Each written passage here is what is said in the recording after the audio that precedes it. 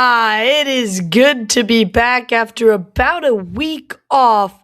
Boy, do I feel back and better than ever and ready to go. However, the Brooklyn Nets do not feel the same way. In 2 out of their last 3 games, they look extremely uncompetitive and flat out terrible. Some are questioning if this team is even NBA worthy at this point. They play the Celtics down to the wire, but get demolished by the Knicks and Clippers. We have a lot to talk about on today's episode of the Brooklyn Boys. Monday, January 26th is the date for all you out there. Hello, everyone, and welcome back in, Brooklyn Nets fans. Excited to be in with you guys. It is a gloomy Monday in Nets world, but you can brighten it up a little bit by hitting like and hitting subscribe.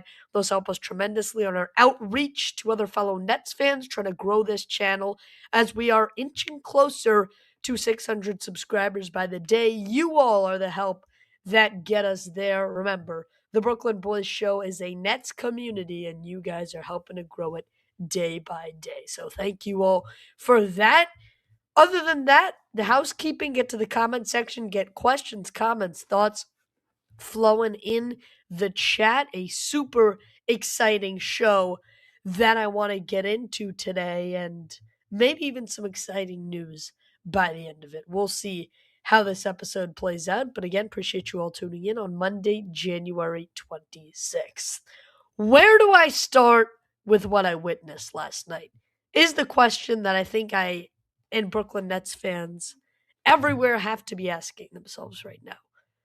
Because after we thought this team took strides in the right direction against Boston on Friday night, they flew out to LA. I understand they were shorthanded. I understand they had a tough trip over to LA, being affected by the winter storm here on the East Coast and having to leave Brooklyn a little bit early. But what I watched last night is one of the worst displays of basketball I think I have ever seen. And that makes it 2 out of the past 3 games the Nets have played, dating back to the Knicks games, that they do not even look like an NBA team out on the court. So I ranted last night, put that out on the socials. You can watch it there. I give you every reason to that I can't believe that this team is, first of all, the coaching staff looks like they're unraveling before our eyes. And the blame doesn't have to all go to Jordy, but what I will say is this. Before, the Nets at least looked competitive against good teams. Now you turn around and they're losing by 45 on a nightly basis to very, very good teams. And it's happening twice in the span of a week. That just simply can't happen. Right? So part of this lies on the coaching staff. And part of this is a completely new team in the month of January. Think back to December, how much we were praising the Brooklyn Nets. They won 7 games that month. They had the best net defensive rating in all of the NBA in the month of December. They flipped the calendar to January. This looks like a completely new, but in all the wrong ways, new basketball team out there. They can't defend for their lives. They also cannot score. And most nights, they can't even keep the game watchable for a majority of Nets fans. That's the point where we are. So it went from being competitive, albeit still losing a lot of games, to now not even looking like you can keep a game close until halftime. Until halftime. That's what we're talking about here. It is a completely new set of standards right now. There are basically no guys who give this team viable minutes. And I think the last 26 days of January have completely changed the Brooklyn Nets' approach to the deadline. Because as the title suggests, the Nets are now in a freefall. And one that I'm not sure they can stop. Because what we saw in LA last night, and the Nets have 4 more to go on a very, very tough West Coast road trip, going to Phoenix next, who they just could not defend 2 weeks ago, less. You go to Phoenix as part of a very, very tough West Coast road trip. And if things don't get better by the time they return home to Brooklyn, I think there's a completely new approach to how Sean Marks in the front office approach the deadline. Where it once was, we have cornerstone pieces, we can keep a fundamental group together. I think part of that is out the window at this point. I really, really do. Where the thought might have been, well, MPJ has been this all-star guy. He's been way more than we could have ever asked for this season. Let's keep that intact. Let's keep Claxton here. I think we have a foundation. We're just missing that franchise cornerstone that we'll get in the 2026 draft. I think that might have been the mentality coming in. But after the Clippers game, after the Knicks game, after the way this team has played the last 26 days in January, how bad they look right now, I think you could completely look in the exact opposite direction. I think at this point, you could be saying, anybody I'm hearing a phone call for, go ahead and pick it up. Because I don't care who we get in 2026, this team cannot compete next year. And I think that would be a very, very, very fair approach to how to look at it at this point. I hope they can prove me wrong. I hope this West Coast road trip finishes out with some sort of optimism. But right now, the way I look at it, they could completely blow this up at the deadline and I wouldn't be shocked. And now I'm not saying I want that to be the approach, but Nets fans, brace yourself and be prepared in case it is. We've seen Sean Marks do crazy things. He acquired the big three and went all in and then was just as eager to break it all up. We have seen this organization do crazier things. The worst part about it is you don't have your own 2027 pick. Houston owns the swap rights.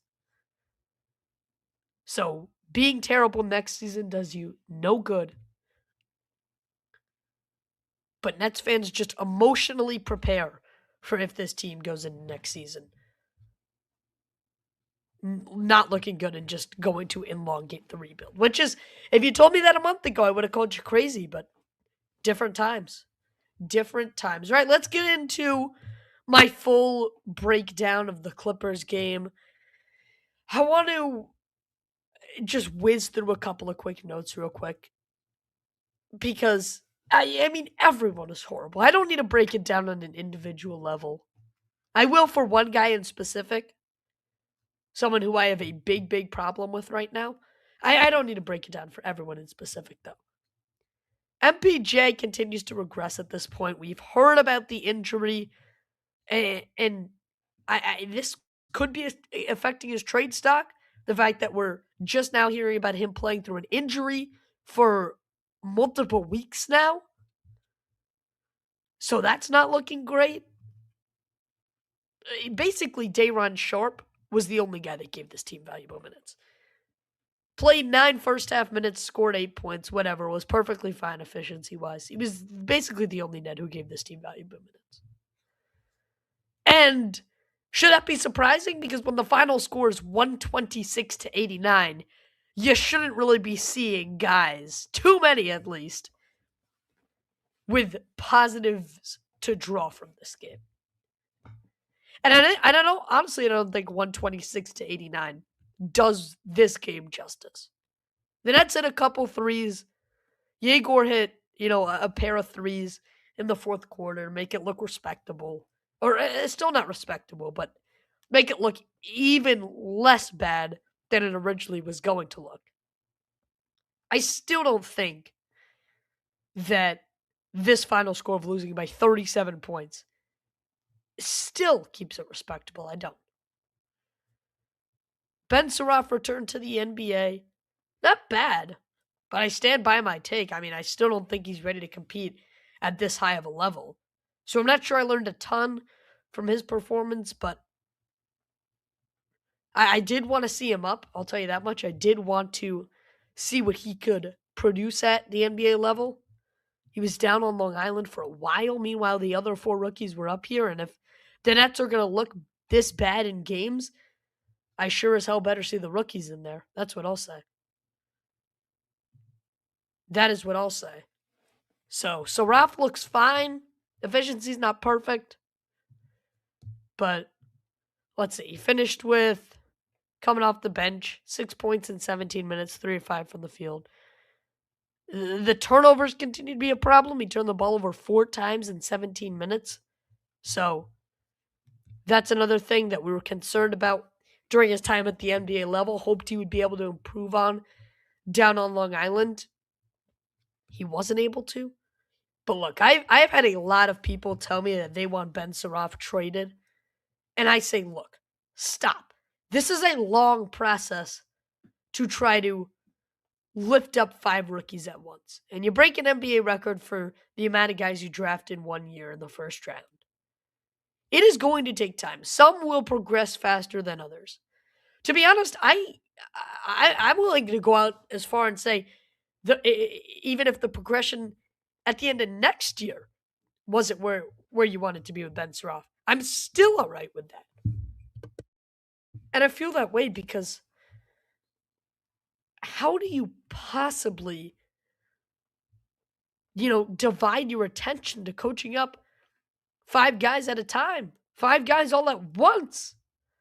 5 guys at a time is different. 5 guys all at once is kind of crazy to develop. And 4 of them play similar positions, right? So that's very, very, that's one where, sure, I mean, if you find a perfect deal and Ben Saraf has to be slid in there to complete it, sure. But I mean, I hear rumblings of Ben Saraf for a 2nd-round pick. You gotta be kidding me, right? Like, you have to be kidding me.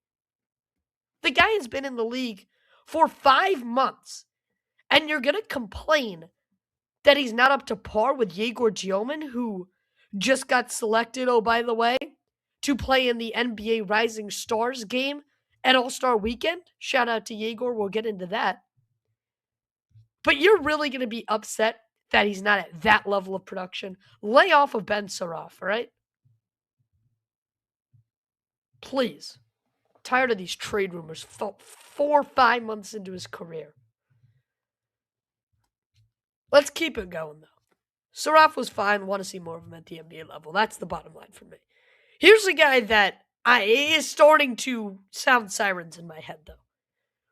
Because here's a guy that came into the NBA, 6-game stretch or so in early December.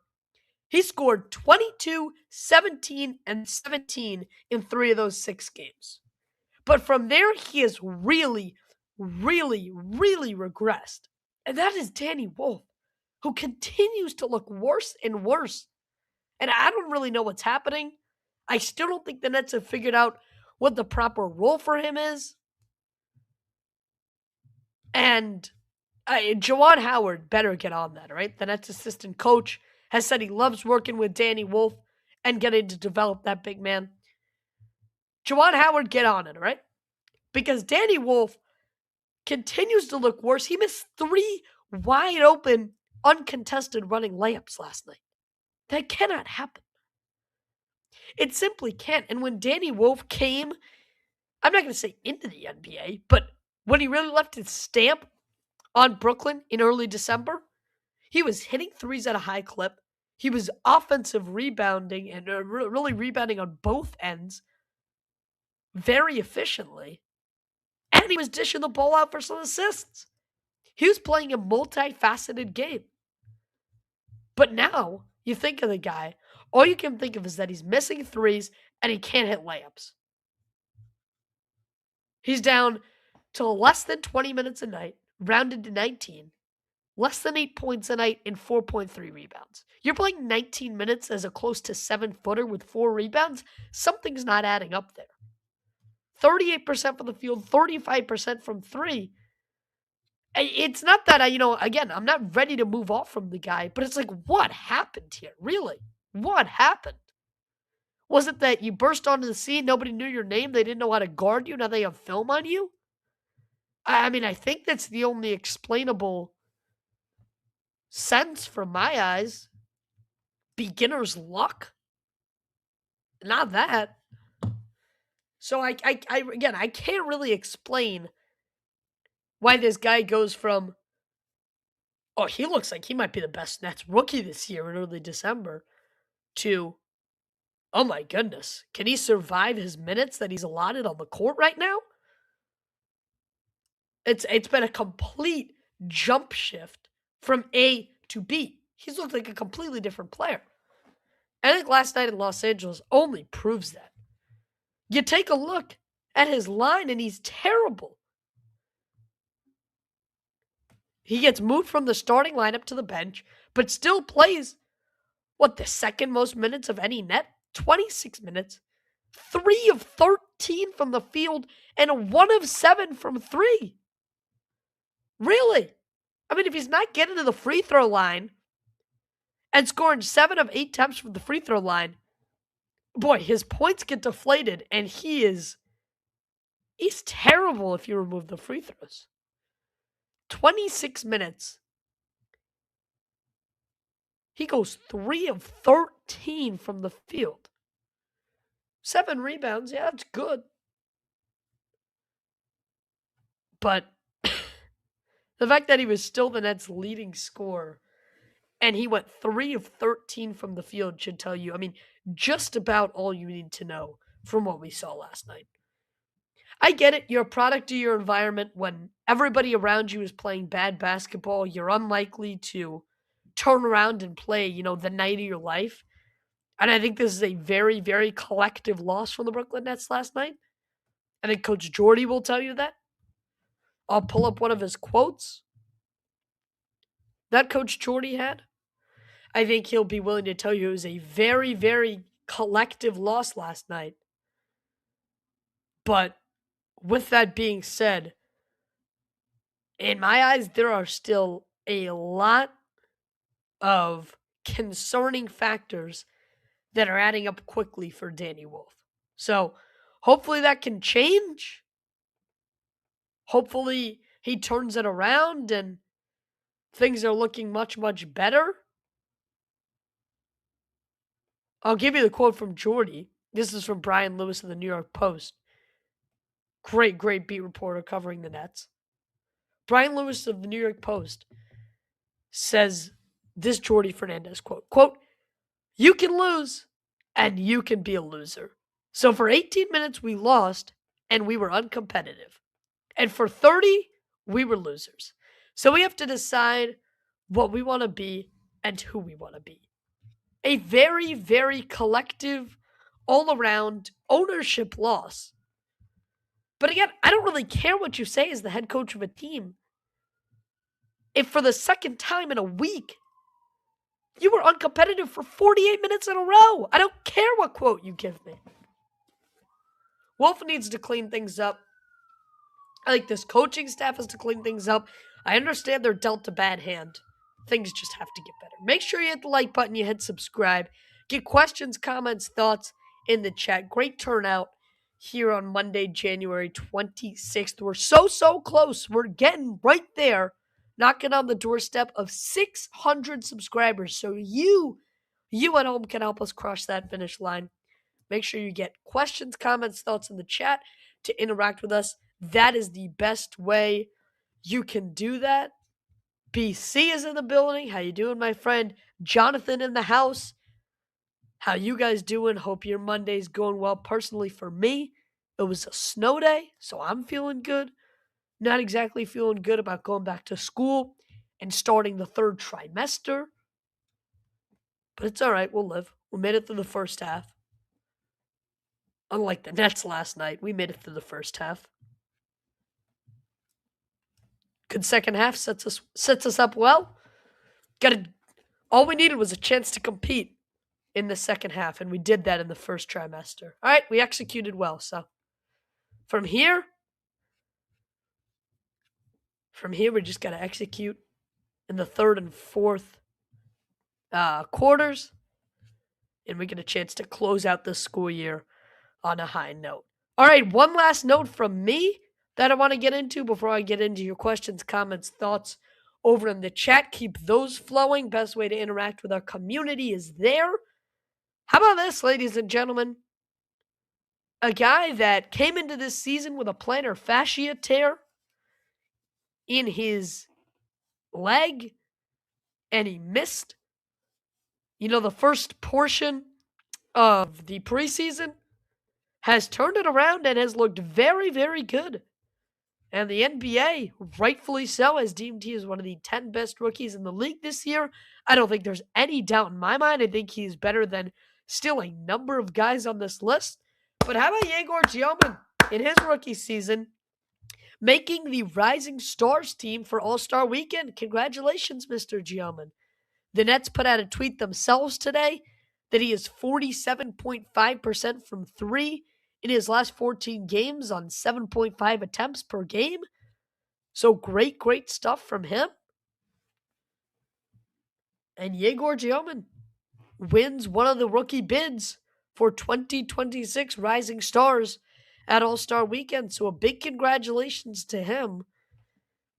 And if that's a sign to come, the Nets have done a great job drafting. I know I and many Nets fans in this community were speculative of what he would be able to bring to this team. Was it a reach at 7 to pick him? But boy, this should give you confidence in the Nets' drafting ability. They're in line right now to have a top 5 pick in the NBA draft this upcoming year. They're in line to have multiple first-round picks. None of their own, but multiple first-round picks in 2027. This should give you confidence that the Brooklyn Nets hopefully will be able to reciprocate this and draft just as well in the near future, as this team's deep cut rebuild continues. You can only hope for the best. Congratulations to Yegor Gioman. That is a step in the right direction for this team. By the way, that was courtesy of NBA insider Brett Siegel. He does some great stuff, I believe, with clutchpoints.com. So great stuff over there. Congratulations to Yegor. A little bit of a tanking update from yours truly. As of right now, the Nets are tied for the third worst record in the NBA in wins. Remember, we are calculating based on wins right now. The Nets, for whatever reason, the schedule has lined up that they've played a significantly less amount of basketball games than their Eastern Conference counterparts. So we're just looking at wins right now because we know wins are going to be far less likely to come. And really what stacks up at the end of the year is losses. But right now, wins just makes more sense while there's an uneven distribution of games to look at. So the Nets are tied for the third worst record in the NBA in wins. Of that tied group, they're one win behind the second place team, who has 11. That's New Orleans. And 2 behind the first place team, Indiana, with 10 wins on the season. Now, if one of those teams wins and the Nets loses, you're not going to see them jump up to second on Tankathon.com per se. Again, just because that's all measured by the loss column and the Nets haven't played quite as many games. But remember, they're going to be losing a lot of games post-trade deadline.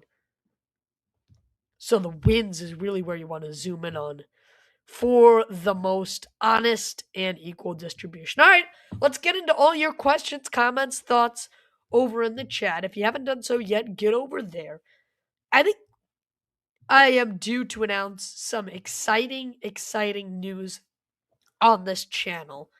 We got 36 of you guys in the building, and I am super excited to announce that this upcoming week we will be introducing live callers to the show. You want to voice your opinion on air live with me? You want to get your takes in for me to respond to? The floor will be open later this week. I'll post the StreamYard link. As long as you keep it PG, you can have the time of your life calling in to the Brooklyn Boys Show. So live callers coming in soon. I'll react to all your hot takes, any questions you have about the Nets, what I want to do with the team, what you want to do with the team. Let us know by calling into the show later on this week. A ton of great stuff there. Super excited to get the ball rolling with that. Expect that coming in more announcements later on this week, as I mentioned. For now, The best way for you to interact with our community is through the chat, where you can throw questions, comments, and reactions over there. Let's start at the top with Jonathan. If you're new, no problem. Questions and chat are open as of right now. Josh, your thoughts on Yegor Gioman becoming the first Nets rookie lottery pick to represent Brooklyn at the Rising Stars game?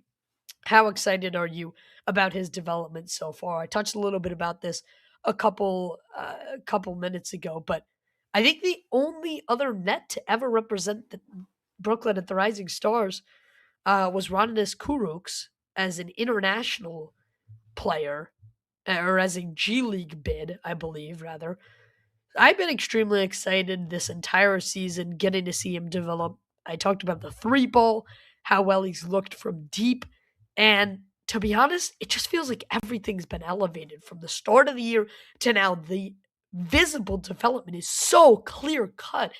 Man, it just excites me for his future, for his team's future. And again, when I was at the game a couple of weeks ago, he was literally the last net off the court, thanking every staff member at the Barclays Center, signing autographs for the last kid there on a game where he wasn't even playing. He does the absolute most for this team and expects nothing in return. I love a good team player, and that's what it feels like we have in Yegor Gioman for years to come. So that has gone perfect so far this season, and I cannot be more excited about it. Excuse me, keep it rolling here on the show. The Nets need to use that extra $15 million in cap space wisely, and Philly has been rumored to want to salary dump Andre Drummond or Eric Gordon with draft capital. Should Brooklyn do it? Again, I think Brooklyn leads into any and all discussions regarding trade deadlines, whereas I might have been walled off to a salary dump earlier in the year at the deadline. I think at this point, any and all routes are open for Brooklyn. You just have to figure it out.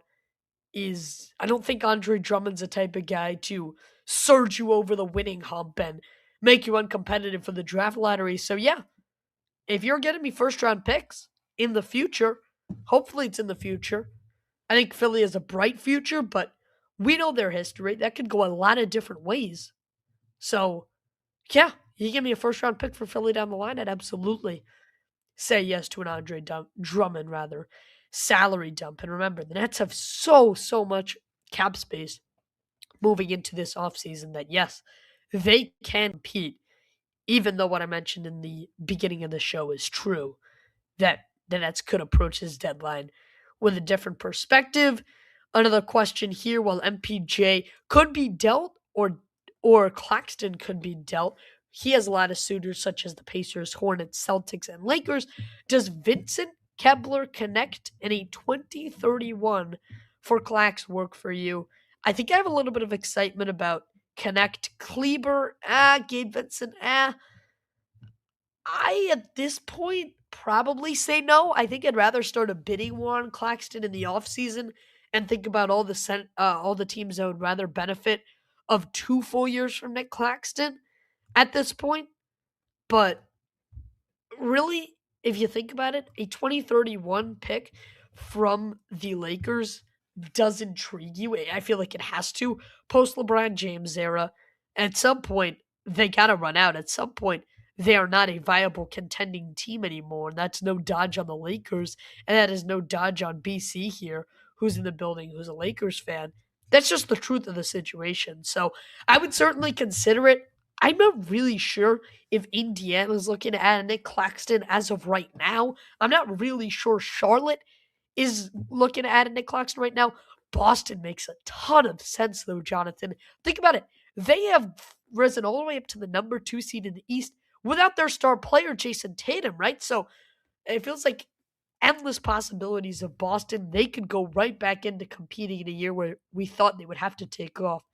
Man, lucky Boston Celtics. That just proves, remember, he and Jaylen Brown, unfortunately, were both Brooklyn Nets draft picks. And that just proves to you that stockpiling on long-term picks works. Need another example? Just ask Sam Presti and the Oklahoma City Thunder. A source mentioned Brooklyn as one of the last potential interested teams in Morant. If the Nets do, that is a core of Morant, MPJ, Claxton, and Yegor, and others competitive next year.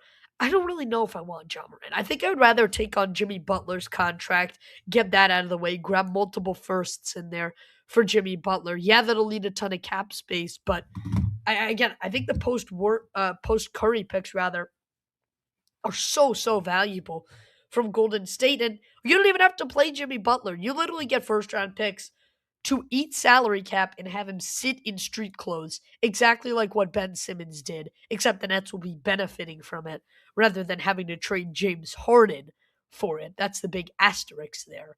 But again, Ja Morant's not a good guy in the locker room. Do I want him around my 5 rookies that I hope to develop into the future of this franchise? Probably not. There's a couple guys in the NBA that, yes, are good players, but no, I don't want hindering the development of my 5 young guys. And I feel like Ja Morant is one of those. Memphis is going to be probably asking for a boatload for him, even though it's clear that he probably wants out at the end of the day. But man, Ja Morant could certainly be on the trade block. I just really don't know if Brooklyn makes sense as a top tier suitor.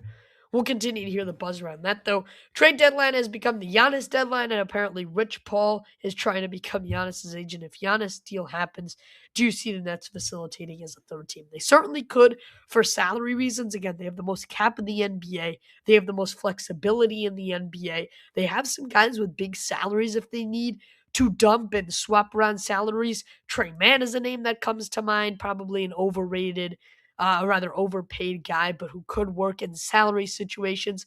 It really depends how much the Nets are taking on here. Like, does it really benefit you to insert yourself into a Giannis deal if you're only picking up, a second round pick for Haywood Highsmith? Probably not. But at the end of the day, if you are, you're probably, hopefully at least, getting rid of Cam Thomas and coming away with a young player. So if that's the case, I could certainly see Brooklyn, heading into this deal with some aspirations, trying to get rid of a couple guys that they don't want on their roster, welcome in a couple new faces that they could see what they have in the second half of this year. Because remember, the second half post deadline is going to be just a big experiment for the Brooklyn Nets. They have nothing riding on it. They don't need to win games. There's not going to be a lot of pressure. So what does that mean? A great time to test out young names that you want to see if they have a future with your franchise. And I think you could definitely benefit from bringing in a couple young names in a Giannis type deal and getting rid of a couple old names that you do not want around your franchise, i.e. Cam Thomas,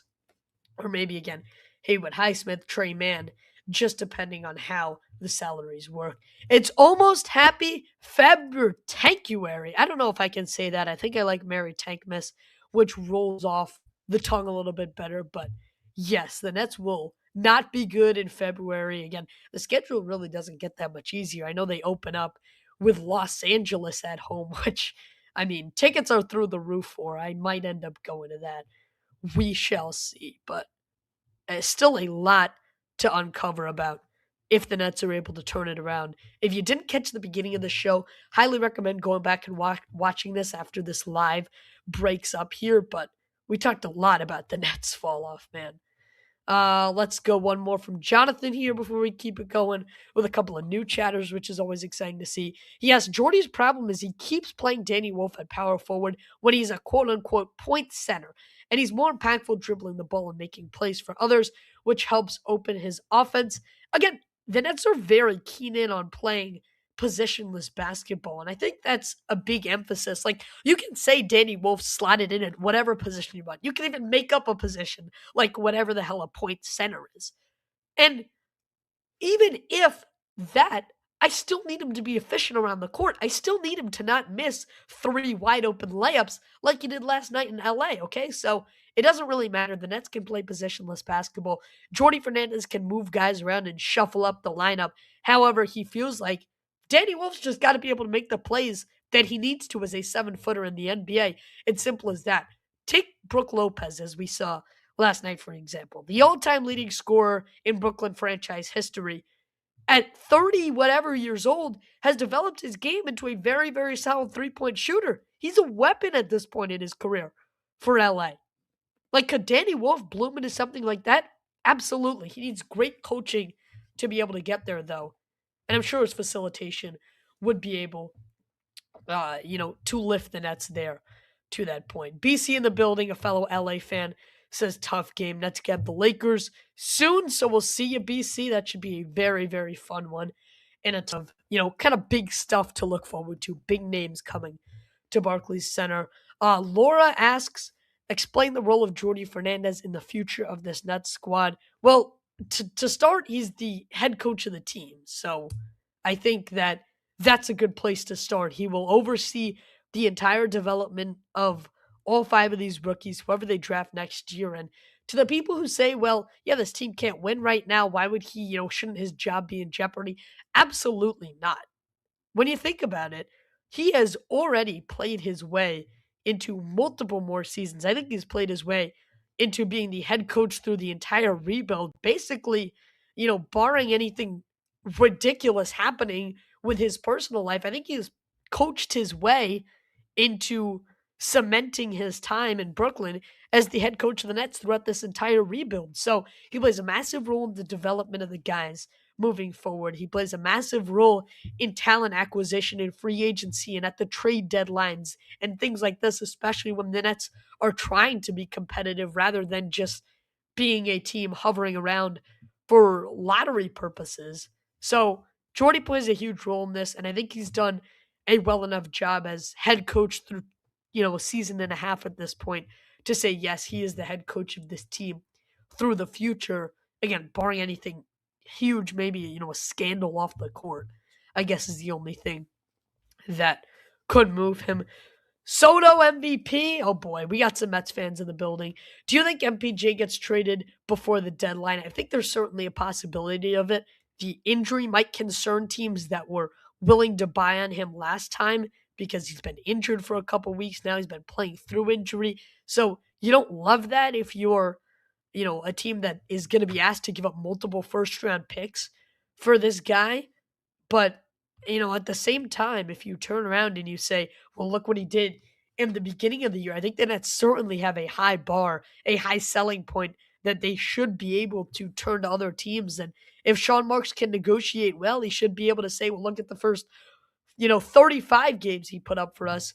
Clearly all-star numbers, averaging close to 28. That number has shrunk down to about 22 in his last 10 games. So there's certainly been a little bit of a regression, but one that you can work through if you're Sean Marks, if you're a good front office at the deadline. Again, not sure what the interest looks like for at least a couple of these teams that would potentially be interested in MPJ. All right, that will do it for me. I'm Josh Wooliver from the lovely borough of Brooklyn, signing off at least for tonight, saying, oh boy, that was a pretty disgusting performance against the Clippers last night, but we shall move on. If you haven't done so yet, go back, watch the beginning of this video. We had a great recap of everything you need to know for the Clippers game. We will see you later on this week. Nets travel to play the Suns in Phoenix next, and from there, it is only upwards. All right, like and subscribe on your way out if you haven't done so yet. I am Josh Wooliver for the Brooklyn Boys Show, saying have a great night, everybody. As always, let's go Nets. Stay safe through the snowstorm, folks. Good night.